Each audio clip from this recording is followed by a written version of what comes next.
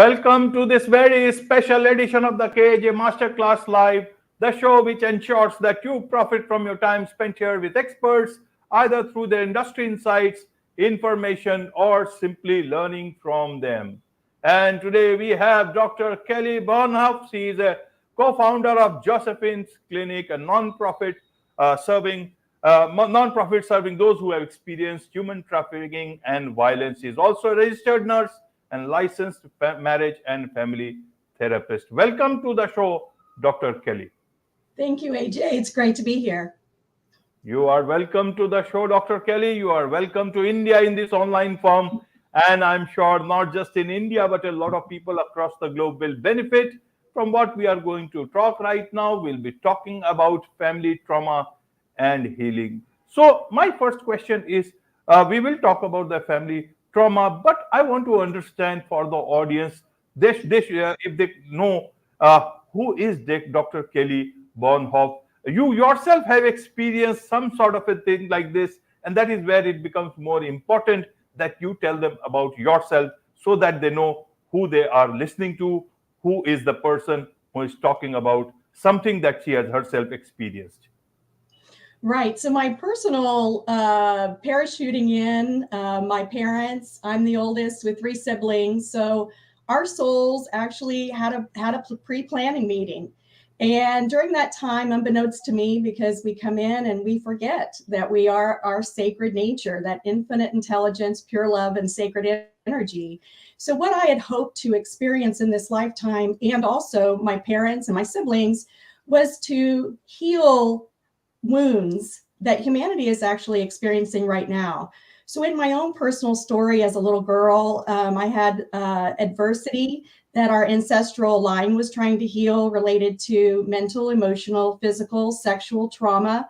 And I had an experience, what we'll call 3 lifetimes ago, related to trafficking. So I was kidnapped and taken in that lifetime. And in this lifetime, I wanted to be able to heal that karma, that trauma. I didn't get to move through into a loving space during that particular incarnation. I died in that environment. And so in the early 1970s, I went on an overnight, and my inner guidance system, which I didn't know I had, was saying, don't go to the overnight. But I went anyway. And I was caught in the net once again of child trafficking. And through that process, I had already shut down my inner guidance system and sacred nature to be able to survive in the family of origin I was in. And so from that experience as a young child, I just really had one question, which was, why are children being hurt by those who have the opportunity to love them and keep them safe? And so I became a registered nurse. I became a trauma therapist. And for 35 years, I have tried to answer that question. And I was so thankful in this lifetime to find that answer and how to break down, to break through, to break free from the ancestral trauma and karma. And I'm excited with the information in this book to help families be able to heal trauma, unlock their hidden power, and remember what is sacred. Right, Dr. Kelly. So you mean to say that trauma not only is about generations, but it is also about much more deeper than that. Is it like that? It is. And so the trauma is really just any lived experience that causes shock or distress. Now that can happen at conception. It can happen at birth. It can happen through a childhood up to the ages of 7. We're actually entrained. We are in a brain state as little people. So we're taking in all the messages, all the energies. And what I didn't understand at the time was my thoughts, my words, my beliefs, my emotions, feelings, and actions actually weren't mine.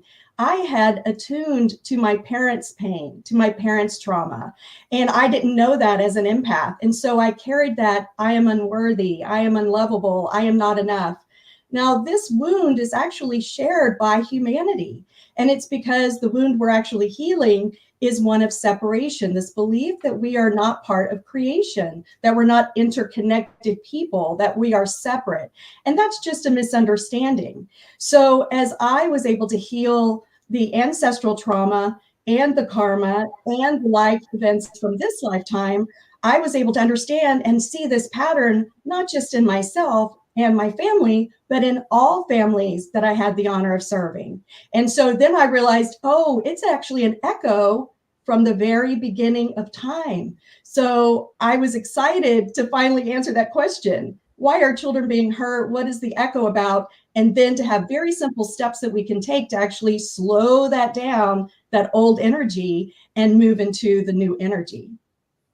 Right, right, Dr. Kelly. So let's look at it in two parts. One is the generational ancestral trauma, and one is the karma part. Right. As a doctor, as a doctor you talk, then you have to take it seriously, especially if someone from India talks.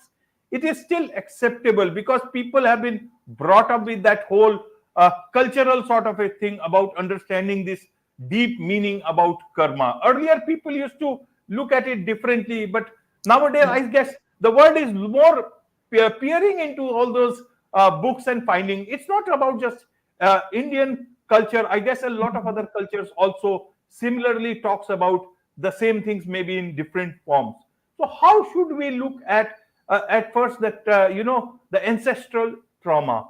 Till how many generations does it impact? Two generations, three generations, and much more beyond that. And where does evolution come into between in between? Because how do we differentiate between this ancestral trauma and evolution? And the rest of the part, the karma part, will come later on.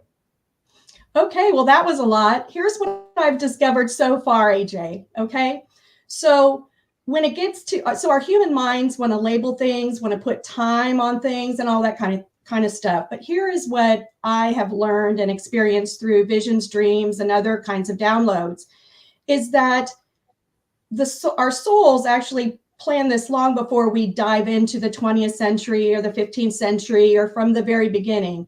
So it's not that ancestral trauma goes back 14 generations or whatever that is. It goes back to the now. So everything is happening right now. So our souls, my soul and the souls of my family chose this particular lineage as a way to expand and explore and express and evolve this particular lineage. So we were going to heal separation, judgment, self-love, and all of those other things because this lineage gave us the opportunity to do that. Now, that doesn't mean that I wasn't my own ancestor. I did find that back 14 generations ago on my mother's side. But remember that our souls can go anywhere. They can be in any constellation, combination, or configuration of family. So when we pull into the lens of the soul, it's not about the human ancestral line biology. It's actually, so it can be about that along the horizontal in time, cross time, but it really is at the vertical, the soul's expression. So my family of parents and the three siblings that I had, we came from different constellations, combinations, and configurations. We've been together as a soul group many times across many cultures, across many opportunities, not our first rodeo. So the way I would like for, and what I've learned to think about as someone who has cared for traumatized families is traumatized families really want to just, we are addicted to our pain, our struggle and survival. We just didn't realize we were addicted to it, and we didn't believe we could heal, and we certainly didn't have the money, time to go to a therapist. So what is it that we can do then? So for me, it's not about 14 generations back or 25 generations back. It's the interconnectedness of us all, and we're just one sacred family. There's only one of us here. And so what can we do as the individual soul within a lineage to heal those themes, which kind of brings us into karma? So the good news is we can do that. Once we know about this hidden, lost in translation knowledge, had I known in kindergarten and preschool or from my parents that I was energy, that every thought I think, every word I speak, every belief I hold, every emotion I feel, and every action I take ripples into everything and everyone. Had I known, I believe that my healing journey would have been much different. But that is not the way it was meant to be. It was meant to be the way it was so that I could heal the way that I did in perfect timing and write a book that was very much in alignment with my personal, professional, and volunteer experience. Right, right, Dr. Kelly. So, in terms of now beyond the generation, that's the karma part. Have you ever thought about this, that we could be the one who could have been the perpetrator of this whole chain reaction many generations back, many lifetimes back, and we are now coming back to not only bear the pain of that problem, and then we are here to break that chain also. How does that sound? Do you have you ever thought about it? Yes, and so I'm going to give you from my lived experience of trafficking. So in this particular lifetime, in order to heal what I'll call the villains in the story of my trafficking when I was 10, 11, 12 in this lifetime, what I did once I understood that I was energy, once I understood I had soul, sacred, I went into my own imagination and visualization and my higher self, and I asked the higher selves of all of those who had participated in the villain. And at the time, I believed myself to be a victim, which really were just playing roles. But once I could get my human self more into the expanded state of awareness, I asked for the villain's higher selves to meet with me in dreamland or astral plane to help me understand what we had planned. And so those higher selves of those villains and they had agreed to come and serve in that particular role.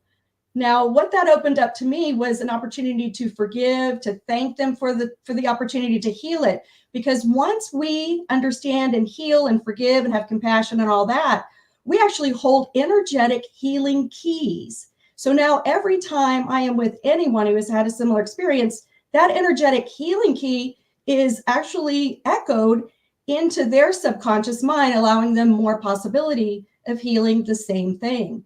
So was I someone who served in the villain role in the past? Absolutely. Because I wanted a whole, well-rounded experience of understanding that particular perspective. So there's no judgment in villain, victim, hero, whatever anybody wants the labels is really what catches us up. So once I accepted all that is as it is and understood what I learned from being a villain or being a victim or what that dance looked like, AJ, I got to tell you, my friend, now I am free. I'm completely free of fear, familiar energy aligned with resistance. I am living heaven on earth right now. I found and broke through that because I finally understood what that was. Right, and that is what I would like to understand for the audience. How did you do it for yourself? How they can get started about this? And one more question about it, Dr. Kelly, is that if it is about karma, then what is my role in this present, trauma healing about my ancestral trauma? Because either I have to go along with the flow and let it all work out by itself so that everything works out the way God wants, and my intervention will be actually a disruption rather than an assistance. So how do I look at my role in the present state of ancestral trauma when it is all karmic? Well, it's a combination of ancestral trauma and karma kind of mixed together. And we've been in it since eons of time. So we keep coming back in, attempting to heal those very deep, deep wounds. And that's what all families are doing right now. They're brilliant, brave, beautiful. They don't even realize how powerful they are. And they're holding actually the wisdom, the genius, the resilience, but they don't know because this information hasn't really, in the zeitgeist of the United States. Everybody's still kind of going at it from a mental position. So how did I do it? I'll tell you what happened. The energy of stubbornness was very interwoven in my family, and fear was a big one. So I was afraid for most of my life. I was afraid to be seen. I was afraid to be known. I was afraid to be loved, because I was confused about who I truly was. So what ended up happening is during the pandemic, as an essential worker, I was prevented from getting to the children, the teens, and the families that I had been serving. And the minute that I was no longer able to serve in that role that I identified with as a registered nurse and a therapist, I had a breakdown. My mental, emotional, physical, spiritual, all of it, I hit the wall so hard because I thought, well, who am I if I'm not doing this? And what's going to happen to all of these beautiful children? I couldn't take it. So I had to stop. And I was in tremendous pain. I had multiple diagnoses, multiple medications, opioids, alcohol. I had it all trying to cope. But when I stopped, I decided to do something that I'd never done before, which was acupuncture. And when I went to acupuncture, it opened up every meridian in my body and flooded all of that dense energy that was non-love that I hadn't healed from, and it opened it up and flooded my system. And that night I had a dream, and in that dream and vision is when it's been 3 years since the book has been in writing, but through that 3 years I've been able to heal. So I had to break down. I had to get to surrender. And I was completely confused, dark night of the soul, and then break through and then create systems and routines in my life that helped me break free. And so moving myself from the old energy, the powers that were, into this cocoon. So I'm a recovering caterpillar, AJ. I thought of myself as a caterpillar and that's all I would ever be. But I went into that cocoon energy, the chrysalis energy, and tumbled around in there for a while, and then was able to heal through that, listening to guides, meditation, energy healing, laying on the earth, and all the things that the wisdom tradition said to do. I did that. And now I'm through, for the most part, the heavy lifting, if you will. Absolutely. Absolutely, Dr. Kelly. So now let's come to your book, upcoming book, What's Going On with My Family, A Roadmap to Healing Trauma, Unlocking Your Hidden Power, and Remembering What is Sacred. Tell us about this book. When is this book coming out, or it's already out? Yeah, so the book is here. What's Going On with My Family? It's out today, paperback, ebook, hardback, and in a couple of weeks there'll be the audio because I was asked to go ahead and read it. So it's out there and available for families right now. Wonderful. Congratulations. So it's out just today itself? Yes, today. Wonderful. Wonderful. So what does this book, who is this book for, and what does it contain? What will people learn? I want to understand that for the audience so that they know exactly what is in this book about.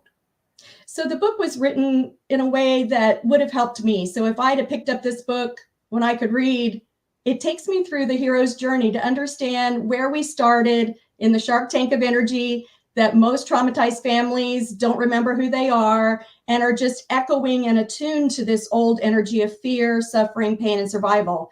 This book is a very different viewpoint of the family system from spirituality. So it takes us through the hero's journey. It's filled with hope and transformation. It's filled with exercises and reflection questions. It's filled with the reviewers of the book have said that they felt supported. It was easy to read. It wasn't re-traumatizing in any way.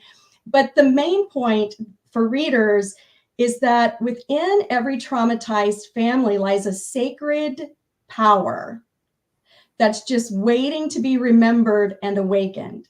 So within each of us is this dormant sovereignty and sacredness, which is worthy of unconditional love, devotion, and reverence.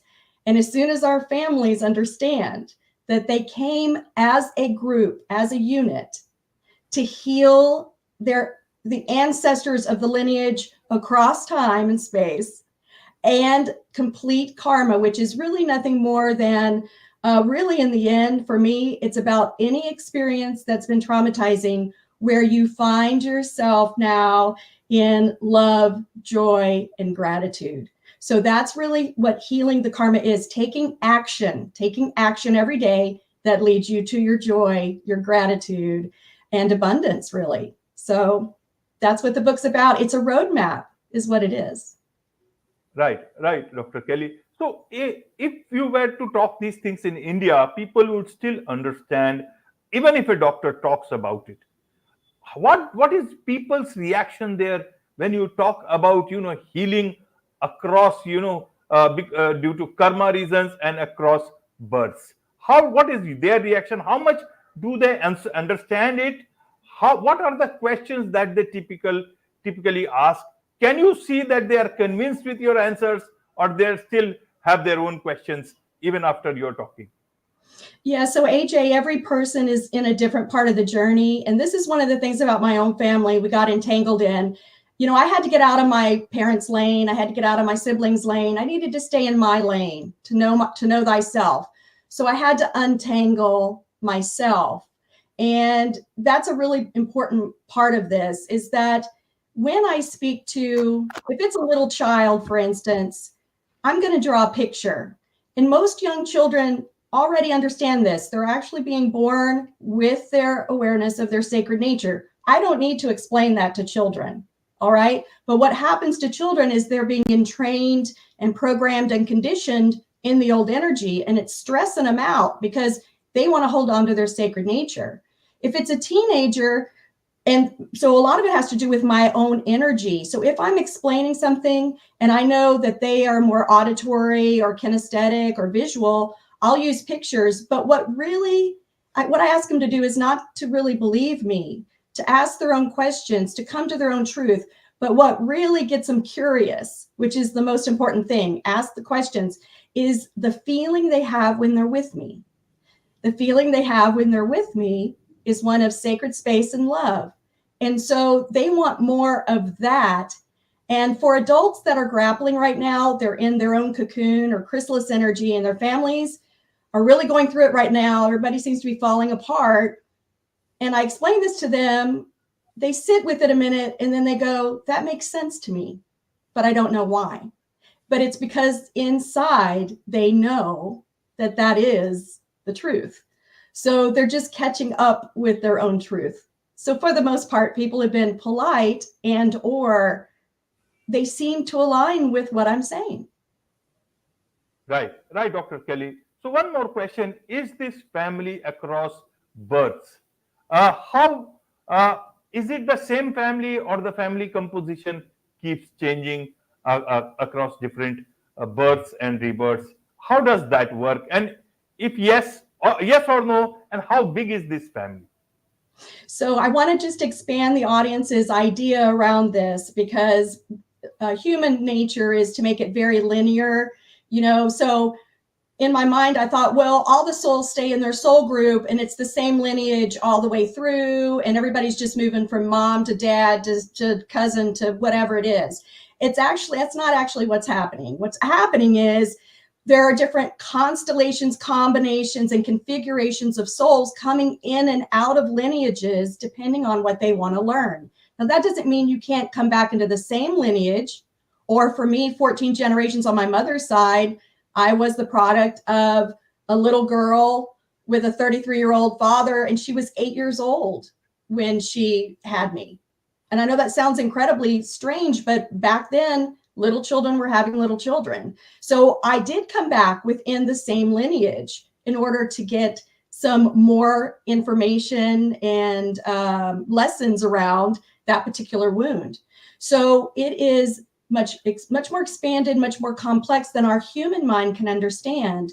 But just imagine it as walking into a holodeck of a family and just making decisions about what it is you want to experience and from what perspective.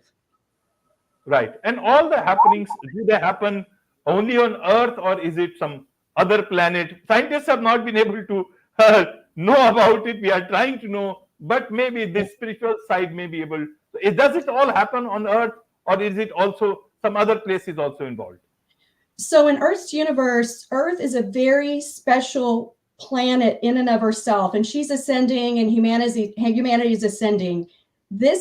Earth is a unique experience. There is no other experience like this one in all that is. And so having said that, though, we can and do move into experiences throughout the galaxy on other planets, but it's nothing like the human experience here. Right, Dr. Kelly. So you said that you are Now you have achieved what you wanted. In that sense, you're no longer you no longer have that fear. So what is, as you said, you are living like heaven on earth. So what is Yes. it now there for you to seek? Is it for yourself or is it for others? I want to see somebody who has accomplished everything. Still, what is that they want for themselves or others? Yeah, so it's interesting, AJ. So I've moved on to my next set of lessons. Would you like to? Because we're always going to learn. It's always going to be the next thing. So right now, never having been an author with all of the marketing and going to talk and all that kind of stuff. So what I'm working on right now is the energy of patience, the energy of divine timing, the energy of exploring what it means to be free, because I really have not experienced this. So and the other thing is getting used to being loved by people and animals and things, because see, my heart was and my body were completely shut down. So what I am experiencing now is the hunt for joy, to really immerse myself in what it means to be living in heaven on earth, and to just love that experience to the best of my ability. It's a new experience for me. And so those are the things I'm working on now. Wonderful, wonderful. There is much to learn from you, much to understand from you, Dr. Kelly. And I'm sure a lot of people would want to learn and understand from you, about your experiences, and also about your book. So, what is the best way for them to do so? They can go to onesacredfamily.com. All one word, One Sacred Family. Wonderful. With this, it's a wrap on this very special edition of the KAJ Masterclass Live. Thank you so much indeed for joining us. Thank you, AJ.